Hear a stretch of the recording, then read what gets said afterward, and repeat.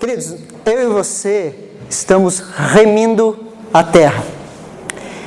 Está sobre nós, queridos, como nós conversamos semana passada, o ministério da reconciliação. A palavra de Deus fala que Deus estava em Cristo Jesus reconciliando consigo o mundo, o cosmos. O mundo é tudo aquilo que existe. Então, Deus estava em Cristo Jesus reconciliando consigo mesmo o mundo.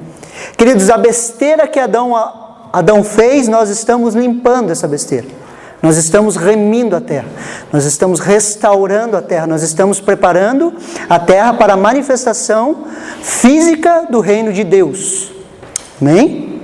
Jesus vai voltar. Você crê nisso?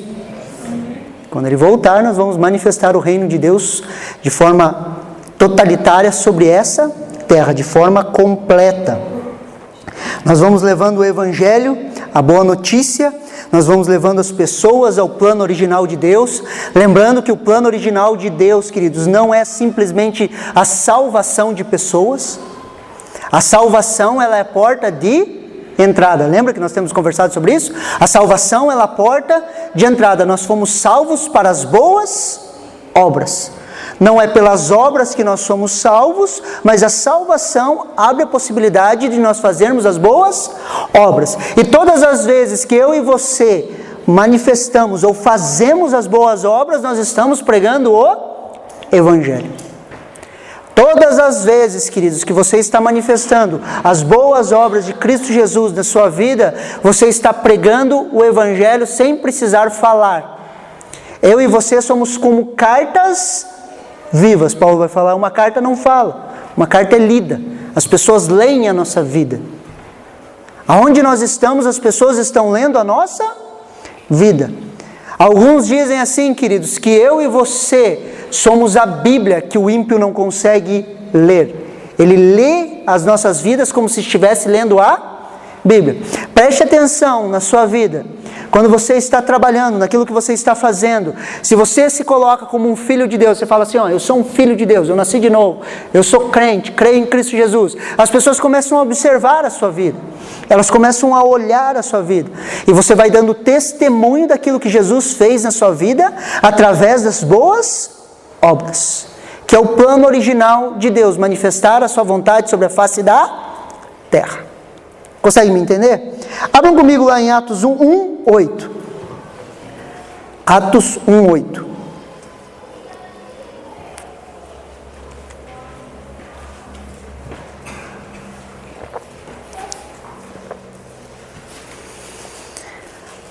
Atos 1:8, a palavra de Deus fala assim, palavras do Senhor Jesus.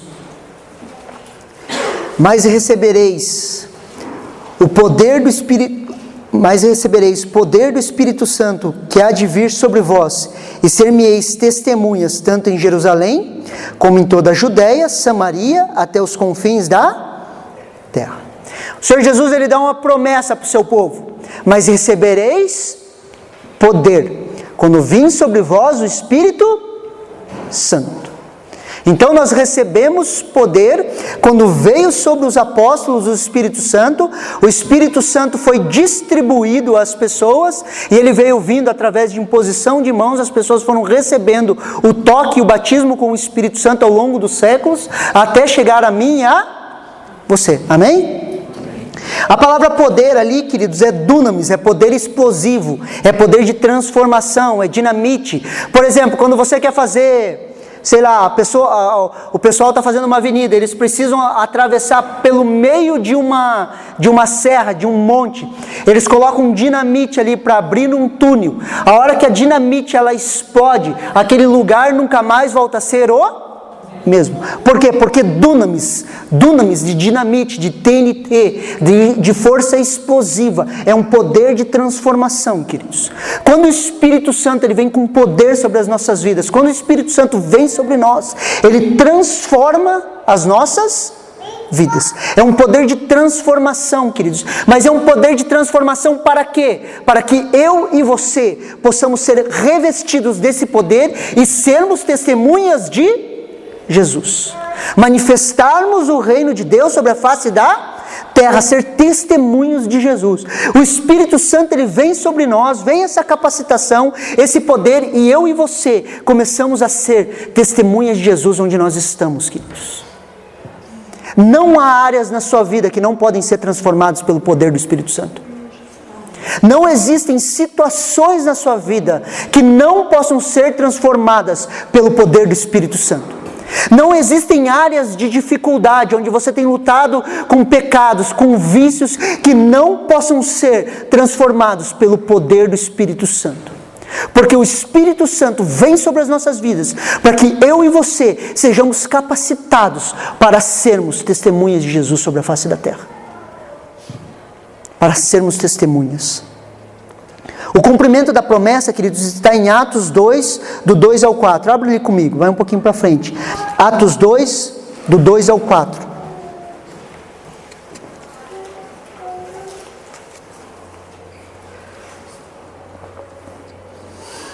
A palavra de Deus fala assim: e de repente veio do céu um som, como de um vento impetuoso, e encheu toda a casa em que estavam assentados. E foram vistos por eles línguas repartidas, como que de fogo, as quais pousaram sobre cada um deles. E todos foram cheios do Espírito Santo, e começaram a falar em outras línguas, conforme o Espírito Santo lhe concedia que falassem. Então eles estavam reunidos em um lugar, unânimes, orando, esperando a promessa que o Senhor Jesus havia feito sobre eles. De repente veio como um vento impetuoso, encheu todo aquele lugar, encheu toda aquela casa, e eles começaram a ver sobre cada um deles como línguas de fogo repartidas, e aqueles homens foram cheios do Espírito Santo. Aqueles homens nunca mais foram os mesmos, queridos. Pedro se levanta no meio de todo aquele mover, daquela confusão. As pessoas olhavam para eles estavam como bêbados. Eles olhavam, mas são 9 horas da manhã, esses caras estão tudo bêbados. Eles estavam como bêbados, porque as pessoas não conseguiam entender o mover de Deus. O mover de Deus encheu aqueles homens, eles começaram a orar em outras línguas, eles começaram a se mover no Espírito de Deus, e quando eles começaram a se mover no Espírito Santo, as pessoas que estavam de fora olhavam para eles e falavam: estão bêbados. Elas não conseguiam compreender o que estava acontecendo. De repente, Pedro se levanta no meio de todos aqueles homens e começa a falar e pregar o Evangelho. Pedro, o mesmo Pedro que fugiu, que negou Jesus 3 vezes, queridos, o mesmo Pedro que teve medo das pessoas, o mesmo Pedro que fugiu no momento de crise, deixando o Senhor Jesus sozinho, o mesmo Pedro que largou a Jesus e voltou a pescar, voltou a fazer o que ele fazia antes, aquele mesmo Pedro covarde, ele se levanta no meio de uma multidão e ele começa a pregar o Evangelho. E ele olha para aqueles homens e ele fala: arrependam-se, arrependam-se, e começa a pregar o Evangelho com poder e autoridade. Naquele dia, aproximadamente 3.000 pessoas aceitaram o Senhor Jesus.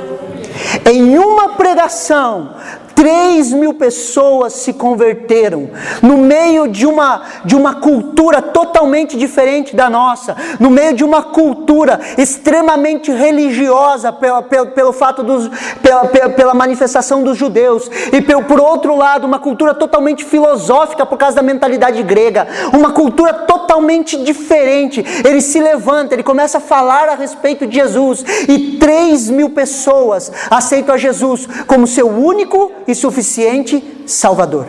Ali se inicia a igreja, com a descida do Espírito Santo. Você consegue me entender? Aquele Pedro, queridos, aquele mesmo homem que tinha medo de pessoas, que tinha medo de falar, que fugiu, se levanta e começa a pregar o Evangelho.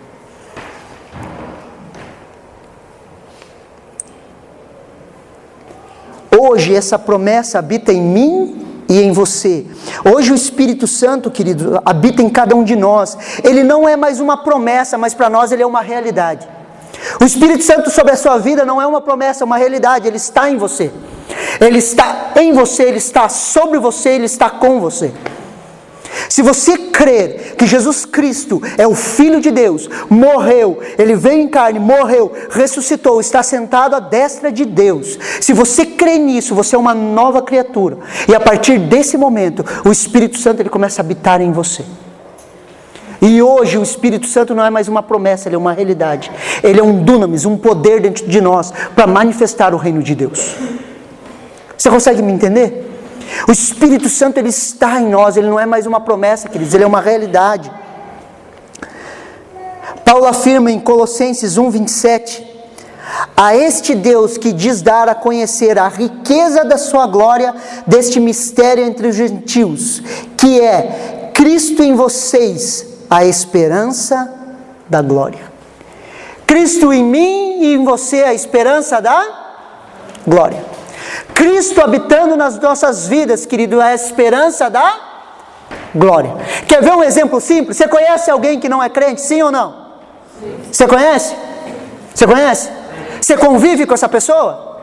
Sim ou não? Sim. Conhece alguém do teu trabalho, do seu círculo de convívio? Cristo em você é a esperança da manifestação da glória de Deus naquela pessoa. A partir do momento que você deixa Jesus fluir através da sua vida, toca a vida daquela pessoa, aquela pessoa aceita Jesus, ela é transformada e a manifestação da glória de Deus vem sobre a vida dela. Gerações são restauradas, vidas são transformadas, aquele rio, aquele mar de lama é cessado quando a cruz de Cristo encontra a vida de uma pessoa, e a cruz de Cristo é pregada por mim e por você, é a manifestação da glória de Deus. Cristo em nós é a esperança da glória. A esperança das pessoas não está em ganhar mais dinheiro, queridos. A esperança das pessoas não está em uma política melhor. A esperança das pessoas não está em uma saúde melhor. A esperança das pessoas está em Cristo Jesus. E Cristo Jesus se manifesta através da sua igreja, eu e você. Eu e você. Ah, pastor, essas coisas são ruins? Não, essas coisas não são ruins, mas são paliativos, queridos. Que a grande verdade é que as pessoas estão necessitadas de Jesus, não de mais dinheiro.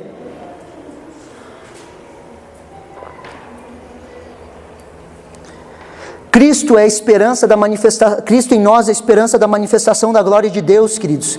Cristo em cada crente é a esperança da manifestação da glória de Deus. Quando liberamos aquilo que está em nós, o mundo ao nosso redor é transformado. É impossível, queridos, se você nasceu de novo, se você conhece Jesus de forma íntima, se você ouve o falar de Deus, é impossível que as pessoas ao seu redor continuem sendo as mesmas. Impossível, queridos. Aonde o Senhor Jesus estava, algo acontecia. Aonde os apóstolos estavam, algo acontecia. Aonde um crente está, algo acontece. Algo acontece, queridos. Aqueles que creem em mim, como diz as Escrituras, do seu interior fluirão rios de água viva. Isso ele dizia a respeito do Espírito Santo. Onde nós estamos, rios de água viva fluem através de nós. Aonde nós estamos, nós temos a capacitação dada por Deus para matar a sede das pessoas. Pastor, eu não sei pregar, eu não sei muita coisa. Quer ver? Uma coisa simples. Você crê que Jesus salva, sim ou não? Você crê? Você crê que Jesus é a esperança do mundo, sim ou não? Sabe aquele teu irmãozinho que está na igreja, que não é teu irmãozinho ainda, mas vai ser profeticamente? Sabe aquele rapaz que trabalha com você, que está junto com você, que está passando algum problema, alguma dificuldade? Você conseguiria falar para ele assim, Jesus é solução para o seu problema? Você conseguiria? Se você fizer isso, o Espírito Santo vai começar a falar através de você, vai tocar aquela vida vai ser transformada. Às vezes a gente fica esperando, queridos, deixa eu falar uma coisa para vocês. Às vezes a gente fica esperando assim, Deus fala comigo. Para quem que é para mim falar do teu evangelho? Deus fala comigo, Deus fala comigo, Deus fala comigo. Ele olha para você, eu já falei, está na Bíblia. E por todo mundo e pregar, ele já não falou? O que nós precisamos fazer? Pregar, falar. O que é pregar o evangelho? Jesus salva. Alguém vem desabafar com você, você fala, Jesus salva. Todo aquele que invocar o nome do Senhor será salvo. Invoque o nome de Jesus nessa situação. Quando você fala isso para alguém, você está pregando o Evangelho. Você consegue me entender? Esse é o dunamis, é o poder de Deus para transformação, queridos. Palavras simples saindo da sua boca transformam vidas, restauram casamentos, restauram pessoas, transformam o mundo. Transformam o mundo ao seu redor. Você conhece 5 pessoas que não aceitam Jesus? Que não conhecem Jesus? Você conhece 5 pessoas? Sim ou não? Sim? Agora multiplique 5 pelo tanto de pessoas que nós estamos aqui. Quantas pessoas seriam tocadas pela manifestação da glória de Deus através das nossas vidas? O mundo ao nosso redor seria transformado. Você consegue me entender? Isso está em nós, é possível, pode acontecer. E eu não estou falando para você pegar 5 pessoas e trazer para a igreja. Eu estou falando para você pegar 5 pessoas e falar do amor de Jesus. Falar para elas que Jesus salva, transforma, restaura. Ah, pastor, a igreja não é importante? É extremamente importante. Mas a nossa intenção no nosso coração, a nossa primeira intenção, queridos, é trazer salvação às pessoas. Não trazer elas para a nossa igreja, mas trazer salvação. A partir do momento que ela estiver salva, ela vai procurar um lugar para congregar. Se você tiver um bom testemunho, ela vai falar: eu quero ir na sua igreja. Você está me entendendo? Consegue me entender? Esse é o dunamis, é o poder de Deus, queridos. Nesse trabalho de redimir o mundo, queridos, eu e você somos cooperadores de Deus. Abram comigo lá em 1 Coríntios 3, do 8 ao 9. 1 Coríntios 3, do 8 ao 9.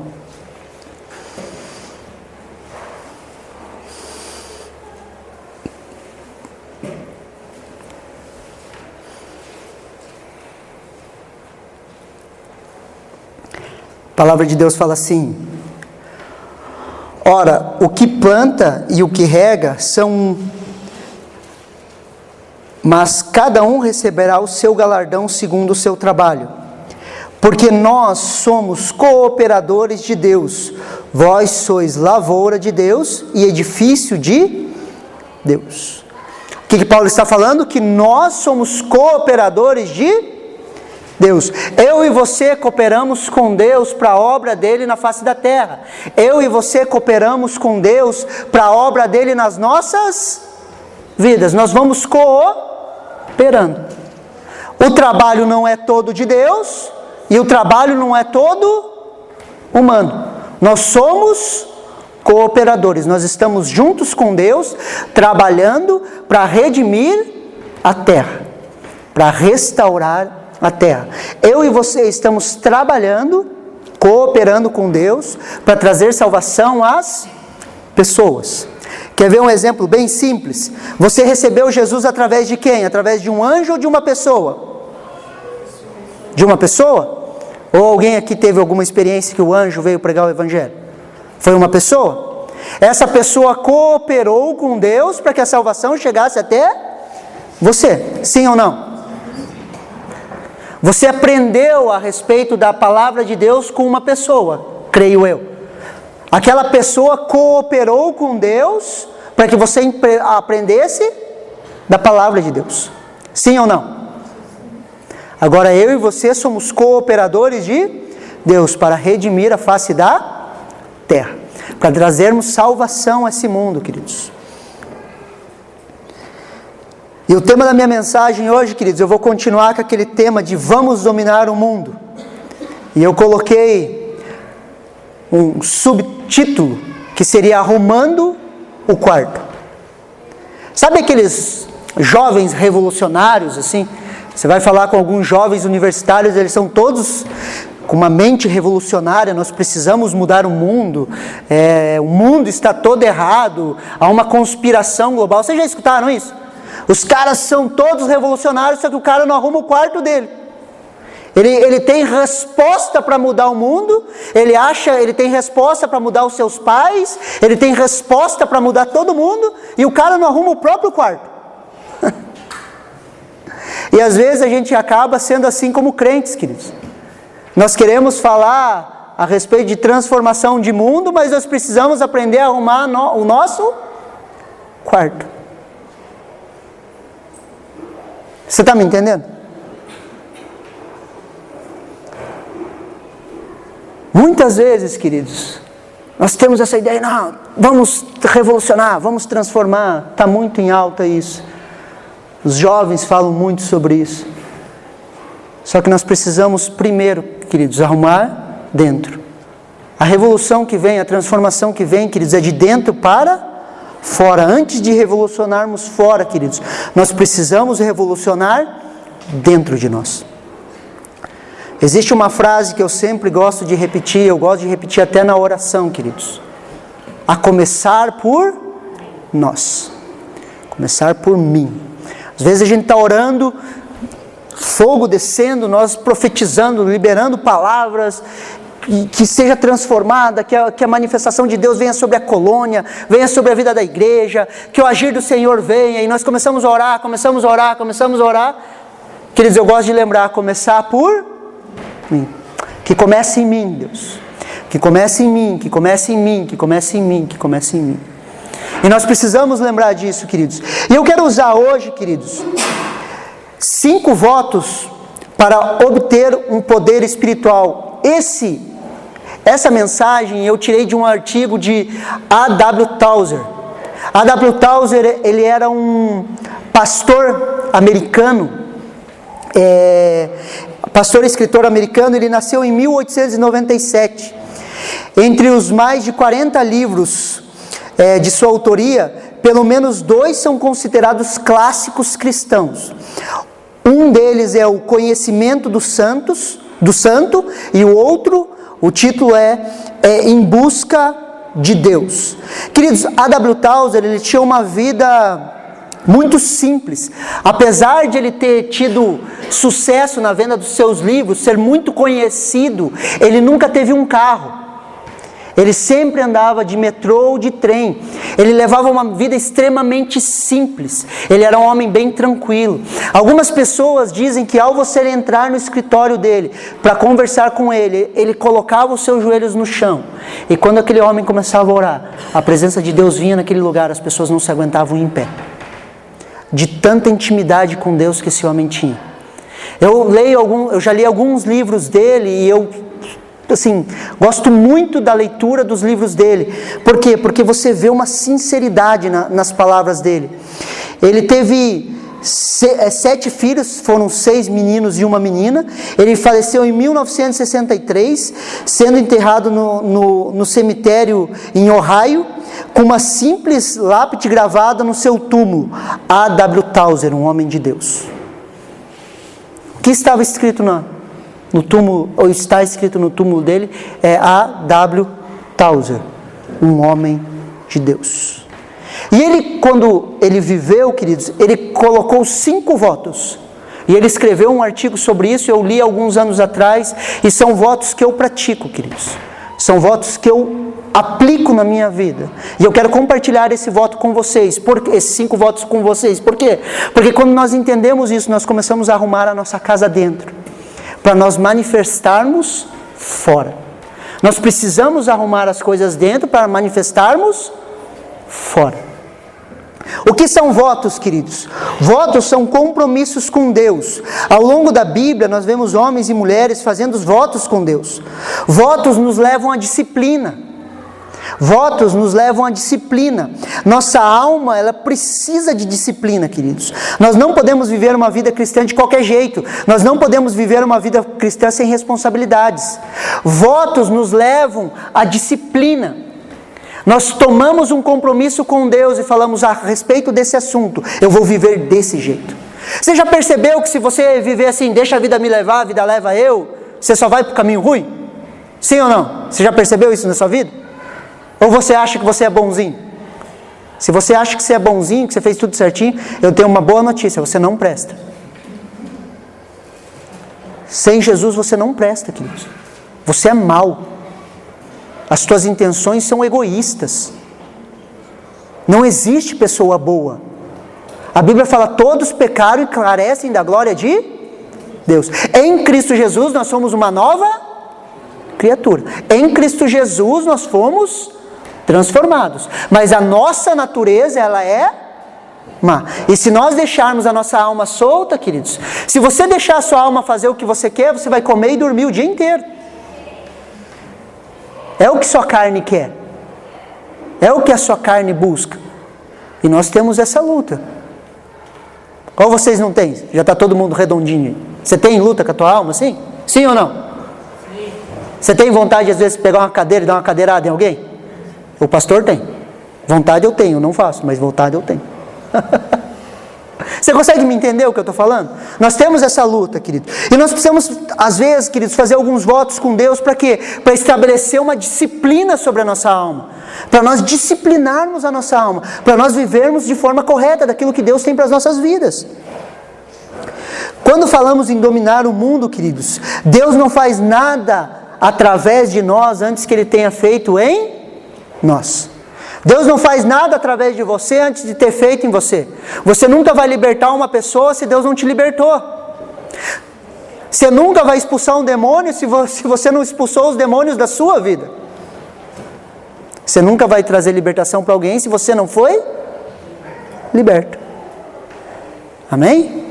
E o primeiro desses votos, queridos, é trate seriamente com o pecado. Trate seriamente com o pecado. Precisamos nos posicionar, queridos, com relação ao pecado. Ezequiel 18:4 fala assim: eis que todas as pessoas são minhas, assim como a pessoa do pai, também a pessoa do filho é minha. A pessoa que pecar, essa morrerá. Queridos, nós precisamos tratar de forma séria com o pecado. Nós fomos separados de Deus por causa do pecado. A Bíblia fala que o salário do pecado é a morte. Queridos, o pecado é algo tão sério, que Deus teve que enviar o seu Filho para morrer numa cruz, para nos limpar e libertar do pecado. O pecado é tão sério, queridos, que custou a vida do Senhor Jesus. E nós precisamos, queridos, tomar uma atitude, tomar um voto com Deus e falar: eu vou tratar de forma séria o pecado. Gálatas 1, do 3 ao 4, fala assim: graça e paz da parte de Deus, Pai, e de nosso Senhor Jesus Cristo, ao qual se deu a si mesmo por nossos pecados, para nos livrar do presente século mau, segundo a vontade de Deus, nosso Pai. Nós não estamos falando de uma perfeição sem pecado, isso é utopia. Sem as nossas lutas e limitações, isso é utopia. Mas nós estamos falando, queridos, que nós precisamos nos posicionar contra o pecado. Nós não podemos viver na prática do pecado. Nós precisamos nomear, identificar e repudiar todo pecado consciente. Queridos, nós precisamos chamar o pecado pelo nome, nós precisamos nomear, queridos. Ah, pastor, eu estava ali, daí eu contei uma historinha assim. Não, você não contou uma historinha, você mentiu. E quem mente é mentiroso. Só que a gente não nomeia as coisas que nós fazemos. Ah, não, eu precisei fazer um rolinho ali. Não, você não fez um rolinho. Você enganou a pessoa. Isso é lidar seriamente com o pecado. Ah, não, eu dei um jeitinho ali, pastor. Não, você não deu um jeitinho. Você foi corrupto. Isso é corrupção.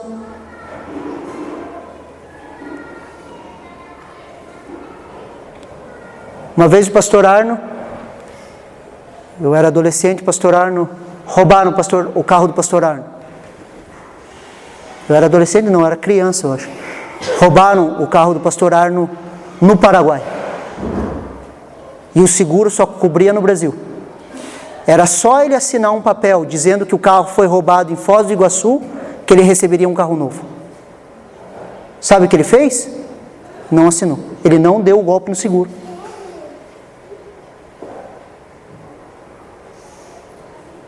lidando de forma séria com o...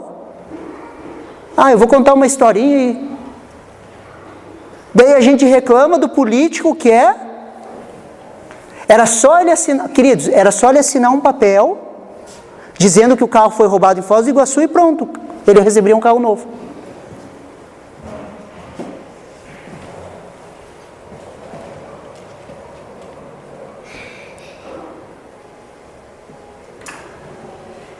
A gente precisa aprender a nomear pecado. Nós precisamos aprender a viver de forma separada e santa para Deus. As nossas atitudes, o nosso trabalho, aquilo que nós fazemos, queridos.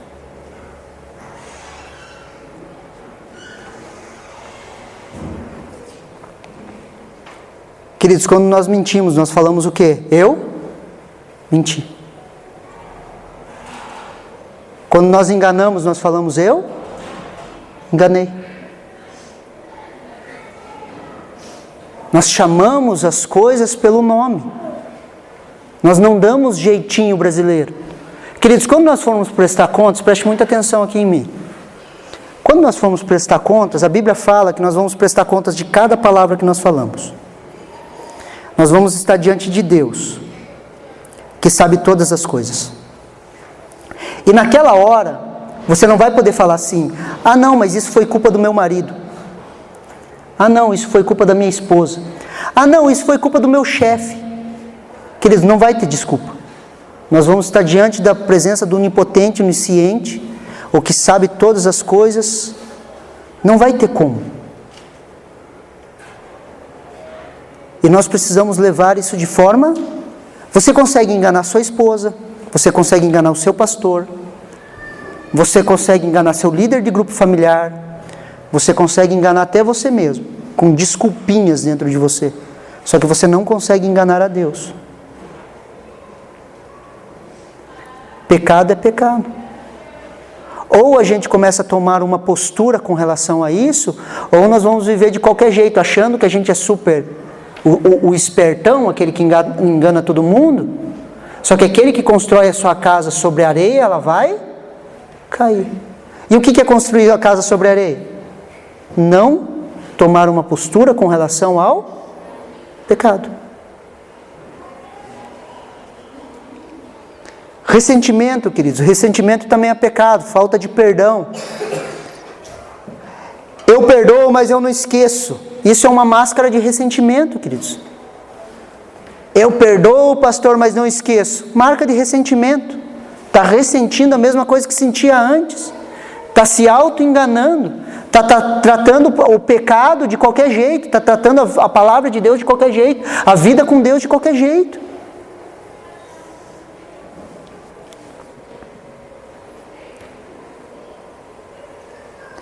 Precisamos chamar o pecado pelo nome, queridos. Trate o pecado de forma sincera. Errou? Trate de forma sincera. Eu errei. Eu pequei.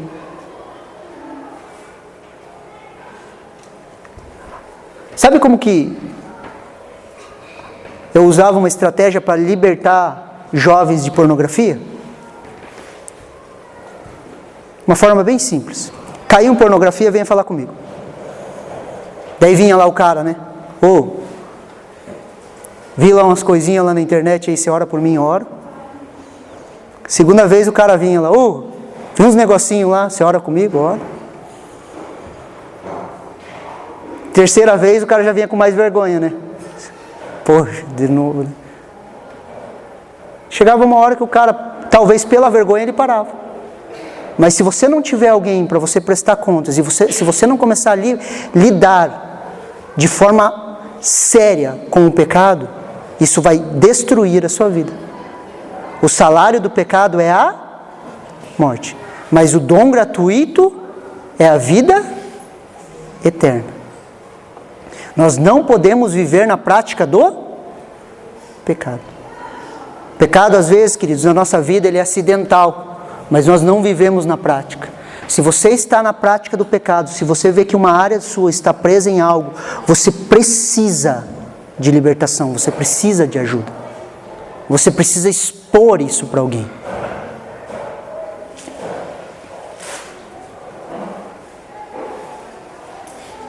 Uma vez quando eu era jovem, não se escandalizem, mas uma vez quando nós estávamos na igreja, começou a rolar um e-mail.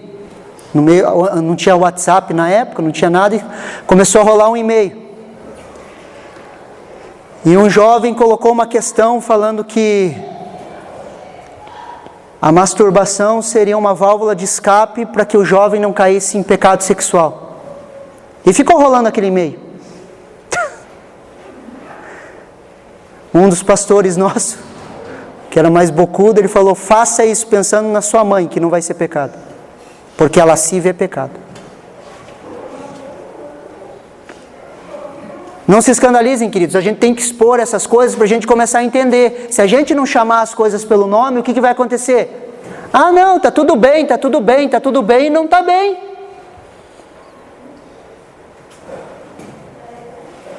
Lascívia, queridos, é pecado. O que é lascívia? É o pensamento sexual em outra mulher ou em outro homem, é pecado. Você tem um, Deus deu um para você.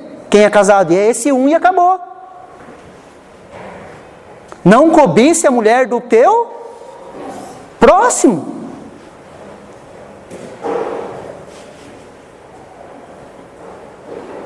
O adultério é a quebra sistemática dos 10 mandamentos. A quebra sistemática dos 10.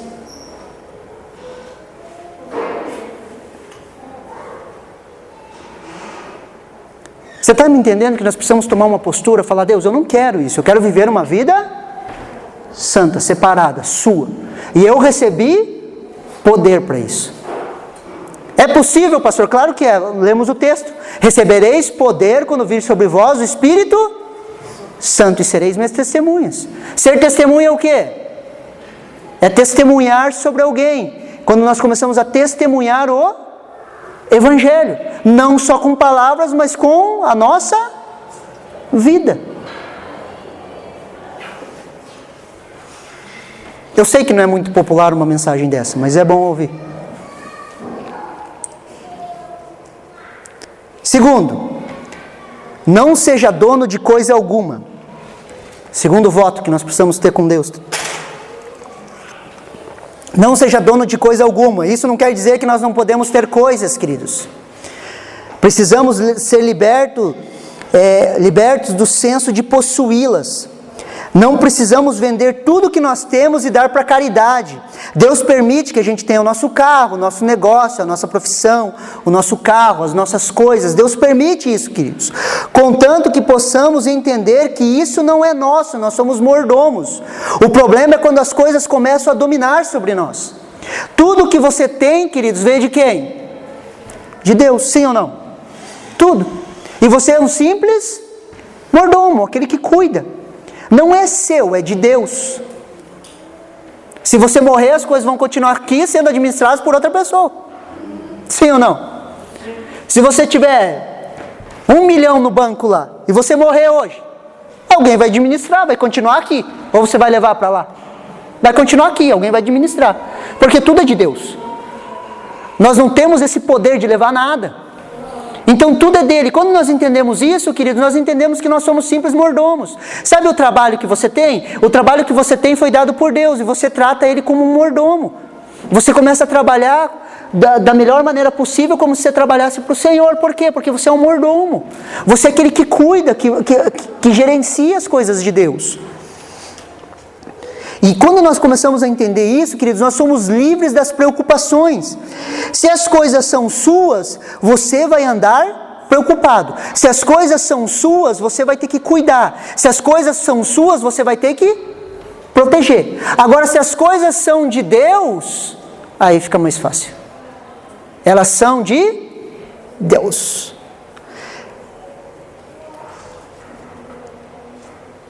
Colossenses 1,16 fala assim: porque nele foram criadas todas as coisas que há nos céus, na terra, visíveis e invisíveis, sejam tronos, sejam dominações, sejam principados, sejam potestades, tudo foi criado por ele, para ele.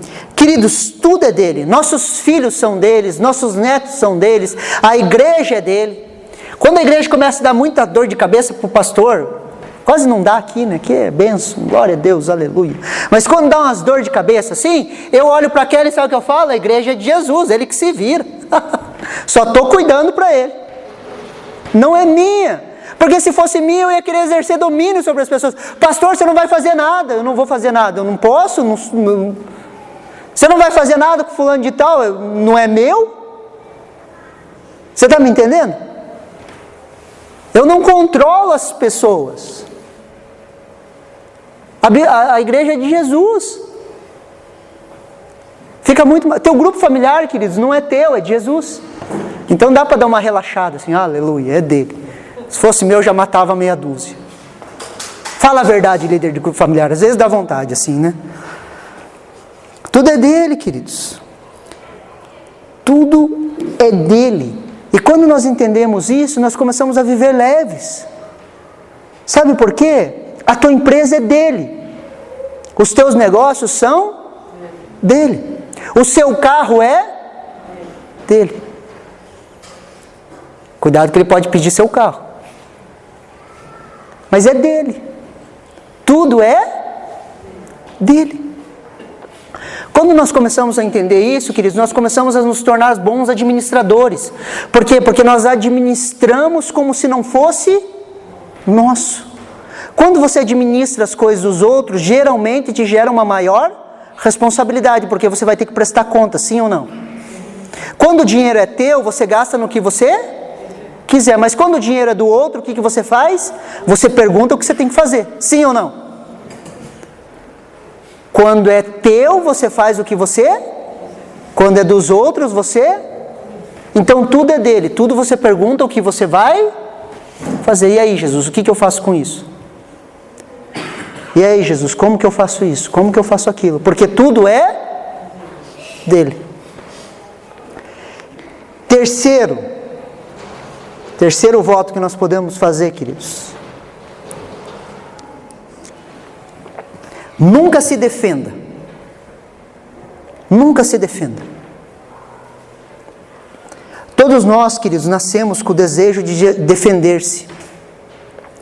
Sempre que nos defendemos, queridos, Deus recua. E sempre que recuamos, Deus nos defende. Queridos, nunca se defenda. Se alguém levantar algo contra você, não se defenda. Sempre que você se defende, Deus recua. E sempre que você recua, Deus te defende. Todas as vezes que nós tomamos as dores e começamos a nos defender, Deus fala assim, você quer fazer, então faça. Ele tira a mão dele. Agora, quando você se rende e recua, o que ele faz? Estende a mão. Queridos, nunca se defenda.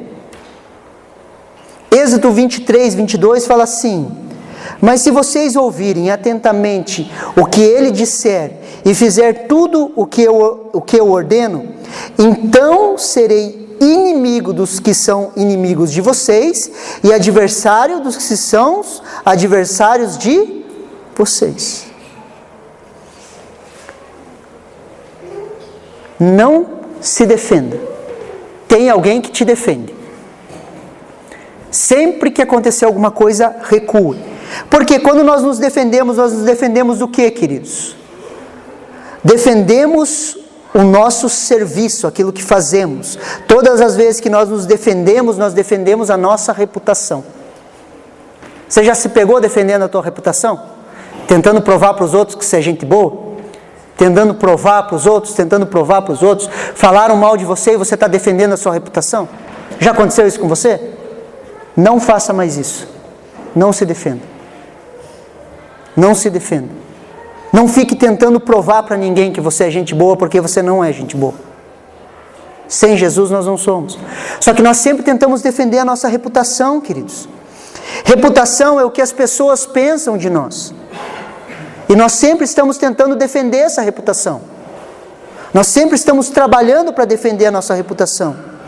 Quando é solta uma fofoca a nosso respeito, queridos, é inútil tentar achar a fonte. Vocês já perceberam isso?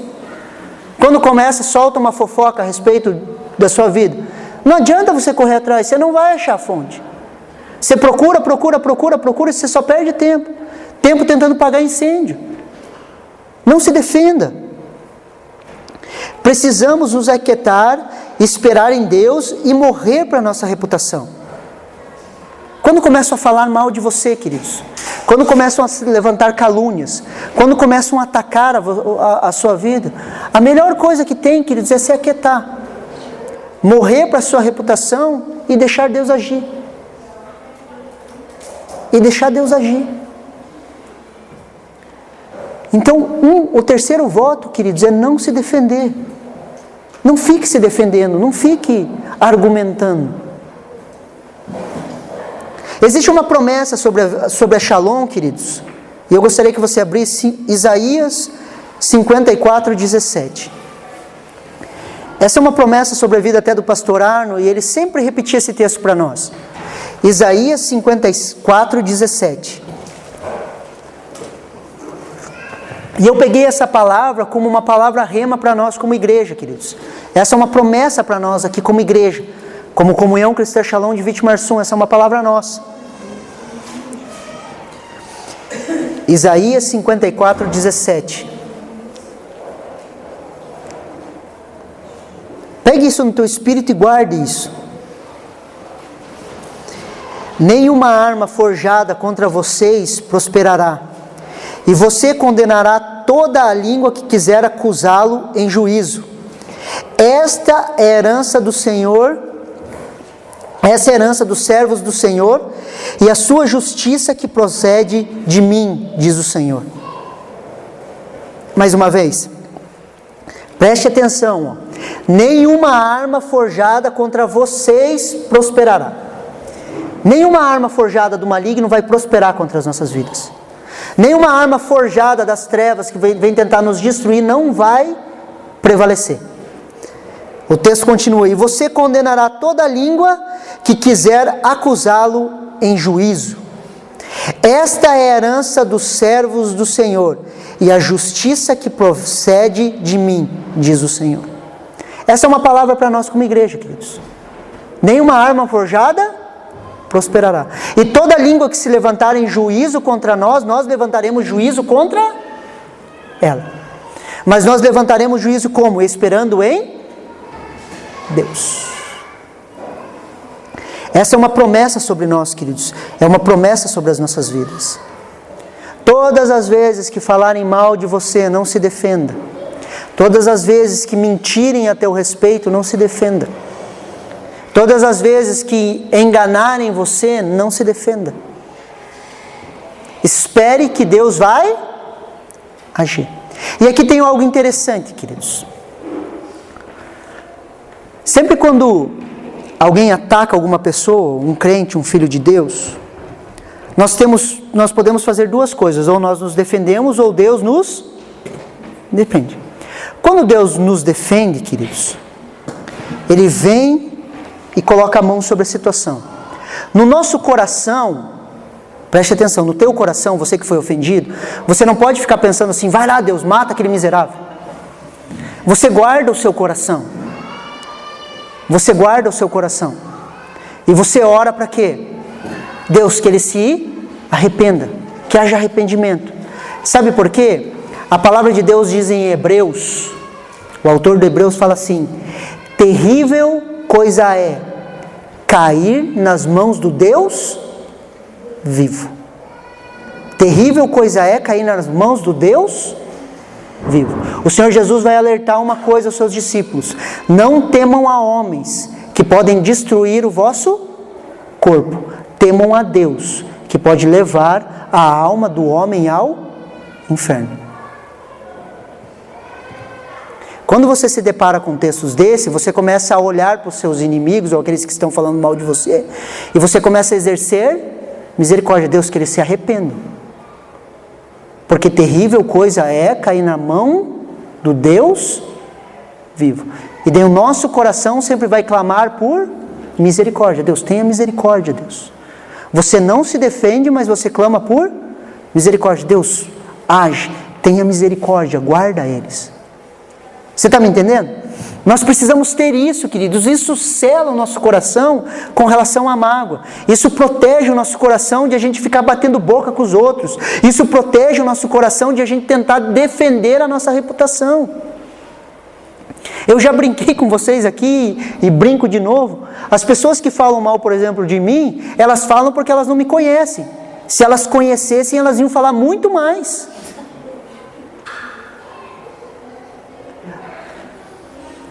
Verdade, se alguém te conhecer no teu íntimo, assim, no teu convívio, sabe aquele dia que você acorda daquele jeito? Sabe aquele dia que você está virado no chapéu velho? Se a pessoa te conhecesse, ela ia falar coisas boas ou coisas ruins? Você se conhece.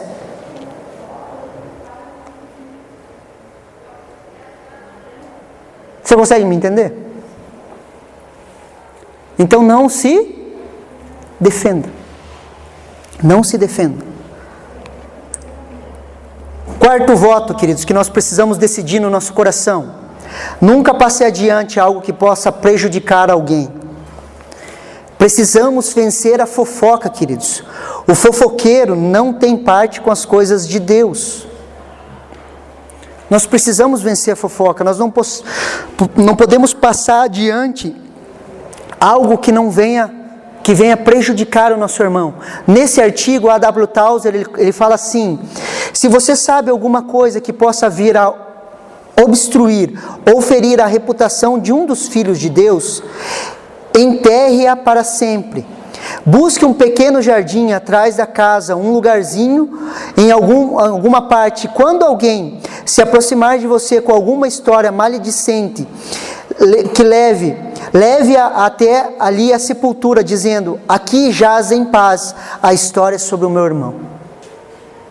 O que a W. Tozer está falando? Separe um lugar na tua casa, como se fosse um lugar que você fosse enterrar as coisas. Quando alguém vem com essas fofoquinhas falando mal de alguém, vá naquele lugar e fale: eu enterro essa fofoca, eu não vou passar para frente.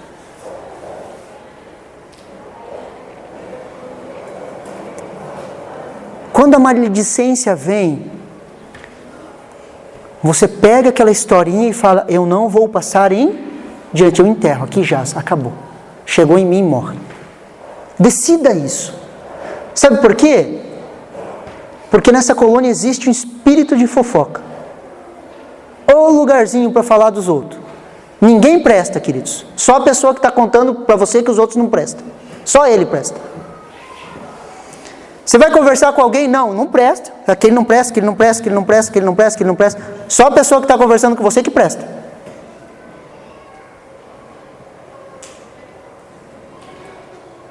Nós precisamos nos posicionar com relação a isso, queridos. Ou nós nos posicionamos e começamos a sepultar fofocas, ou nós vamos começar a denegrir a reputação das pessoas. Você já foi vítima de fofoca? Sim ou não? Aqui não tem como não ser. Sim ou não? Sim. Você já foi? Foi bom ou foi ruim o que você passou? Ruim, né?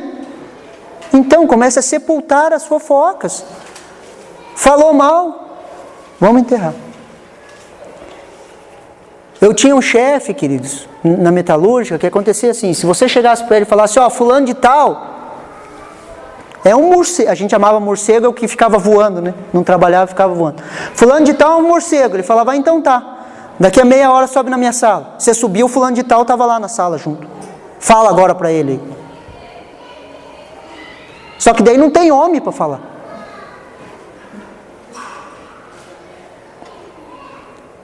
E eu vou adotar esse sistema na igreja. Só que eu vou fazer de surpresa. Vem tomar um café aqui em casa. A hora que chegar lá, tá o outro. Fala aí, ó.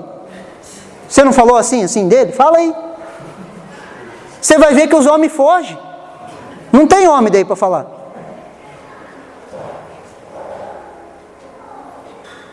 O que vocês acham? Se eu convidar vocês para um café, já vem esperto já. Senão a gente não acaba com a fofoca, queridos. Quando a maledicência, as coisas virem, sepulte. Sabe por quê? Deixa eu falar uma coisa bem séria para vocês. Você não conhece as pessoas. Eu não conheço as pessoas. Você não conhece o levantar e o deitar de uma pessoa. Você não conhece a dor na alma dela. Você não conhece as dificuldades do dia a dia dela. Você não conhece as lutas que ela tem passado. Você não conhece. Você conhece só a superfície das pessoas. Eu, como pastor, eu conheço muito mais as pessoas que muitos aqui, porque eu sou pastor, eu me aproximo delas. E quando as pessoas falam mal de alguém, aquilo me dói no coração. Porque eu sei a vida que a pessoa passou. Eu sei as dores de muitos. Eu sei as dificuldades que eles têm. Eu sei como dói neles aquilo que estão falando. A maioria das pessoas nós não conhecemos, queridos. Então nós não temos o direito de falar ou julgar o que elas são.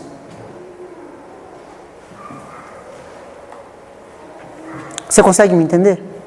Nós precisamos entender isso, queridos, porque um dos espíritos que nós vamos ter que vencer como igreja é o espírito de fofoca. É o espírito de fofoca que habita no meio dessa...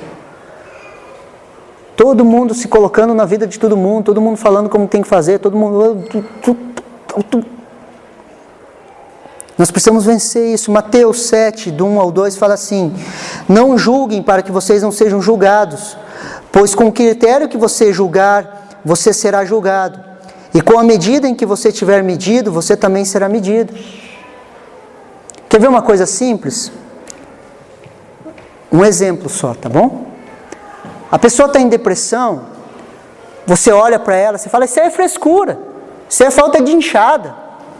É só pegar uma enxada lá e isso aí cura. Na medida que você for julgado, na medida que você medir, você vai ser, de repente cai você, deitado em depressão, você começa a entender daí. Não que eu esteja amaldiçoando você, não é isso. Eu tive uma experiência com um amigo meu assim. Ele vivia falando para nós, mas bah, ele é gaúcho, ele falava, mas bah, esse negócio de depressão aí é frescura. Bah, isso aí é frescura, isso aí é frescura. E um dia ele teve um problema emocional, queridos. E ele olhou para mim, bah, não é frescura não, tchê. Com a medida que nós medir, nós seremos. Você vai conversar com as pessoas, elas acabam falando assim, não, fulano de tal tinha que fazer assim, assim, assim, que ia dar certo. Com a medida que você medir, você vai ser medido. Então decida, queridos, no seu coração, queridos. Decida não passar nada para frente que prejudique as pessoas. Queridos, eu e você sentamos na mesa do Pai. Quando sentamos na mesa do Pai, pela graça, querido, Ele vai nos ensinar uma etiqueta, a maneira de se portar nessa mesa. Eu e você estamos sentados na mesa de Jesus, amém? Amém. Nós compartilhamos da ceia, nós estamos sentados na mesa do Pai. E Ele vai compartilhar uma etiqueta com nós, uma maneira de se comportar. E sabe qual que é essa maneira? De não falar mal do irmão que está sentado na mesma mesa que você. Não importa de que denominação que ele seja, não importa de que nacionalidade ele seja, não importa, queridos. Ele está sentado juntamente na mesa com você. E se você só está sentado naquela mesa por causa da graça de Deus sobre a sua vida. Não foi merecimento humano, não foi porque você é bonzinho, foi pela graça. Então todos nós estamos no mesmo. Se tirar Jesus aqui, queridos, faria no mesmo saco. Tudo igual. Provérbios 6. Esse eu gostaria que vocês abrissem. Abram lá comigo. Provérbios 6, do 6 ao 19.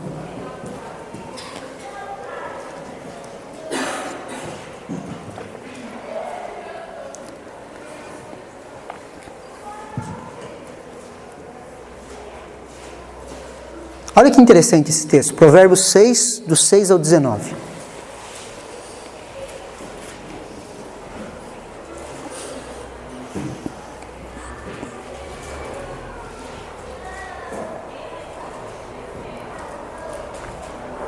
A palavra de Deus fala assim: 6 coisas o Senhor Deus odeia, e uma 7ª a sua alma detesta: olhos cheios de orgulho, língua mentirosa, mãos que derramam sangue inocente, coração que faz planos perversos, pés que se apressam a fazer o mal. E agora a 7ª: testemunha falsa que profere mentiras e que semeia discórdia entre os irmãos.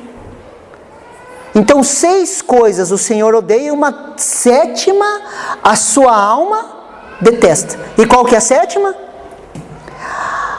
Testemunha falsa que profere mentiras e semeia discórdia entre os irmãos. Você consegue entender que Uma das 6 era aquele que derrama sangue aquele que mata, assassino. Só que Deus, é paradoxo, não dá para entender Deus. Deus, Ele abomina mais aquele que semeia discórdia entre os irmãos. Aquele que ataca a reputação, aquele que passa mentira, fofoca. Isso abomina a alma de Deus. E nós precisamos, queridos, tomar decisões hoje. Então, pastor, nós devemos tapar os olhos para os erros? Não, absolutamente não, queridos. Nós precisamos entender algo que eu chamo de zona de atuação. Eu e você temos um território, uma atuação dada por Deus, um lugar onde nossa autoridade é válida. Isso eu gosto de chamar de zona de atuação. Existem lugares, queridos, que você vai ter a autoridade dada por Deus para se meter. Por exemplo, eu como pastor, eu tenho autoridade dada por Deus para os membros da nossa igreja eu conseguir ir e chamar a atenção quando for necessário. Eu tenho autoridade dada para os membros da nossa.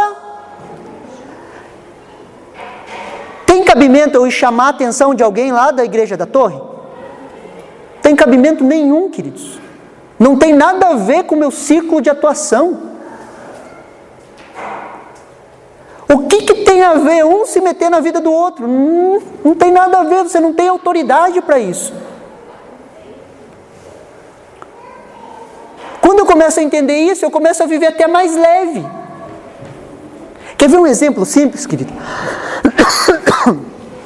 A gente era mais jovem, e daí chegou uma das líderes da igreja e falou assim: eu gostaria que você não orasse mais pelas meninas do meu grupo familiar. Porque quando a gente estava em culto, a gente ia orar, eu orava, e às vezes as meninas, tinha uma menina que sempre tinha problema de endemoniamento, e a gente estava fazendo o processo de libertação dela. Só que o que aconteceu? Aquela menina, ela acabava conversando comigo, conversando com as pessoas da liderança do Ministério de Evangelização, a respeito dos processos que ela estava passando, só que ela tinha que falar com o seu líder. E o líder chegou para mim e falou assim: eu não quero mais que você ore, porque senão ela não vai romper isso, ela não vem me procurar, ela vem procurar vocês. Ok, entendi. Tá lá, eu pregando em um culto, o que acontece? A menina cai endemoniada. Tá lá o demônio, sai, não sai, sai, não sai. Eu boto a mão na cabeça do demônio, vou orar, sai. O que aconteceu? Não saiu. Eu, tá falhando? Sai, não sai mais. Começou a falhar. Daí na hora o Espírito Santo me lembrou. Lembra que você falou para a líder dela? Lembra que a líder dela falou para você? Quem que era a autoridade sobre a vida daquela menina? A líder do grupo familiar. O que a líder do grupo familiar falou? Não quero mais que você ore. O sai não funcionou. Zona de atuação. Não tinha mais autoridade para atuar ali. Chamei a líder e falei: vem cá. Libera, pode orar. Daí estava endemoniado, né? Pode orar. Saiu. Zona de atuação, queridos. Quando eu entendo isso, eu vivo uma vida leve. Eu estava aconselhando uma das líderes aqui da igreja. O que estava acontecendo? Ela não estava dando conta do seu grupo familiar. Eu quero largar o grupo familiar, Eu falei para ela que eu ia dar o exemplo, tá? Por isso que eu estou dando o exemplo aqui da igreja. Eu vou largar o grupo familiar, Mas por quê? Não tenho tempo, dificuldade, não sei o quê. Conversando com ela, daí ela começa a falar: não, porque fulano de tal veio falar comigo, e eu aconselhei assim, fulano de tal veio falar comigo, eu aconselhei assim, fulano de tal veio falar comigo, todo mundo veio falar comigo, e eu vou aconselhando. Falei: mas o que você está fazendo? Você aconselha todo mundo, menos o pessoal do teu grupo familiar? Não tem nada a ver. Se preocupando com um monte de coisa que ela não tinha nada a ver com aquilo. Mas fulano de tal veio falar comigo, estou tão preocupado. Preocupado porque você quer, não tem nada a ver com você, a tua palavra não vai mudar nada nisso. Os teus conselhos, na verdade, só vão atrapalhar. Você me entende? Se eu entender zona de atuação, queridos, eu entendo que há lugares cirúrgicos que Deus vai me usar. Há lugares específicos, há lugares que é como um corte cirúrgico, que quando você libera a palavra, as coisas acontecem. E tem lugares que não adianta, você não tem autoridade para ficar falando. É só palpite. Alguém quer viver de palpite aqui? Alguém quer? Quando a gente entende isso, a gente vive muito mais leve, muito mais tranquilo como igreja. Tem coisas que você vai ver, pode estar errado, mas você vai olhar e vai falar, não tem minha zona de atuação. Se a coisa for grave, você fala com o pastor ou você fala com o líder de grupo familiar. Observei isso, eu vi isso. Mas você não vai lá, fulano, o que você está fazendo aí, vamos consertar isso aí. O cara vai olhar para você e vai falar, quem é você para falar isso para mim? Você está me entendendo? Zona de atuação, queridos. Quando nós entendemos isso, as coisas começam a acontecer. Nós começamos a entender, queridos. Então, o quarto era, nunca passe adiante algo que prejudique alguém. Entenda também tua zona de atuação. E o quinto e último, nunca aceite qualquer glória. Queridos, Deus é zeloso com a sua glória, e Ele não dá a ninguém. Sempre que fazemos algo para ser reconhecidos pelo pastor, pela igreja, sempre que queremos provar que nós somos úteis, todas as vezes que buscamos reputação entre os santos, entre as pessoas do nosso meio, todas as vezes que nós buscamos isso, queridos, nós tocamos na glória de Deus. Todas as vezes que você faz algo para que o teu pastor olhe para você e fale, nossa, bom trabalho, você já recebeu o teu galardão. Já recebeu o tapinha nas costas e tocou na glória de Deus. Nós fazemos as coisas para Deus. Quando eu entendo isso e tomo isso no coração, queridos, eu não fico chateado com as coisas. Porque senão a chateação entra no meu coração. Eu fiz as coisas lá, o pastor nem agradeceu. Eu fiz isso lá e ninguém me deu muito obrigado. Quando nós estamos esperando muito obrigado, queridos, nós estamos tocando a glória de Deus. A Bíblia fala que aquele que vê no secreto, Ele nos recompensará. Tudo que você faz sem tocar na glória de Deus, Deus mesmo, Ele recompensa você. Deus mesmo, Ele te traz as recompensas. Deus mesmo te abençoa. Às vezes, se o músico subir aqui, ele pensar assim, não, vou fazer aquilo para as pessoas me verem, olha como eu canto bem. Vai tocar na glória de Deus. Quando houve a purificação do templo, queridos, Jesus veio chicoteando aqueles caras que compravam e vendiam. Aquele comércio ali, ele era necessário até. Quinta-feira nós estávamos conversando com o pastor, com os pastores lá em Curitiba, a gente estava conversando sobre isso. Se você vê o contexto histórico, tinham pessoas que vinham de muito longe para sacrificar em Jerusalém. E às vezes o caminho com o animal era muito pesado, era muito difícil. Então elas vinham, compravam o seu animal e sacrificavam ali. Então aquele comércio em si não era de todo errado. Ele até era funcional. O grande problema era que as pessoas queriam ter lucro, e um lucro abusivo. Todas as vezes que nós queremos ter lucro na igreja, queridos, nós estamos tocando na glória de Deus. Todas as vezes que nós queremos que as pessoas olhem para nós, todas as vezes que nós queremos que nosso trabalho seja reconhecido, todas as vezes que nós entramos em comparação um com o outro, mas fulano de tal faz assim, e as pessoas elogiam, eu também quero isso. Todas as vezes que nós entramos nessa, nós tocamos na glória de o pastor não reconhece o meu trabalho. Meu líder de grupo familiar não reconhece o meu trabalho. Todas as vezes que nós entramos nisso, nós estamos tocando na glória de Deus. Nós devemos tomar esse voto de não tocar na glória de Deus. Nós fazemos e servimos por amor a Deus. A gente não espera um tapinha nas costas. Elogio é bom? Elogio é bom. Não tem nada de errado. O errado é esperar o elogio. Porque se você espera, você cria uma expectativa, e a realidade é de você não receber esse elogio, o que vai acontecer com o teu coração? Vai adoecer. Também não faço mais nada nessa igreja. E começa, daí vai aquele tempo. Às vezes 2 meses, 3 meses, 4 meses, 1 ano para curar isso. E o tempo que você poderia estar semeando, trabalhando, frutificando, você está amargurado. E nós precisamos tomar essas posturas. Você recebe essa palavra no seu coração? Você consegue entender esses 5 votos? Esses 5 votos que a W. Tauser coloca para nós, queridos, são 5 votos que eu tomei no meu coração e eu tento praticar eles. Pastor, você acerta sempre? Não. Não acertamos sempre, queridos. Mas a intenção do nosso coração é sempre buscar a isso, queridos. O primeiro é: trate seriamente com o pecado. O segundo: não seja dono de coisa alguma, as coisas não nos pertencem. O terceiro: nunca se defenda. O quarto: nunca passe adiante algo que possa prejudicar alguém. E o quinto, queridos: nunca aceite qualquer glória. Por mais talentoso que você seja, nunca aceite qualquer glória.